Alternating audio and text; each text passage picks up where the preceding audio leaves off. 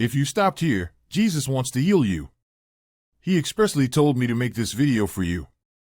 The Bible says in Hebrews 13:8, Jesus Christ the same yesterday, and today, and forever. So keeping this in mind, all through the Bible, it says when he prayed for the people, he healed them all. It doesn't say some. It says all. So if he does change, then what he did then applies now.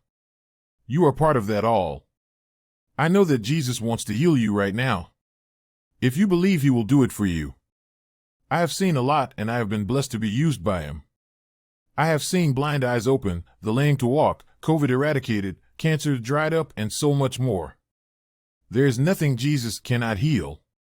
So if you're ready to be healed right now, pray with me. Father, in the name of Jesus, you are the healer. Your word is true, and you want to heal. Jesus, I give you my sickness. I give you my infirmity. I bind and rebuke any sickness that may be attacking my body, in Jesus' name. It is no longer mine, it is yours. I do not claim it anymore. I thank you, Jesus, for healing me.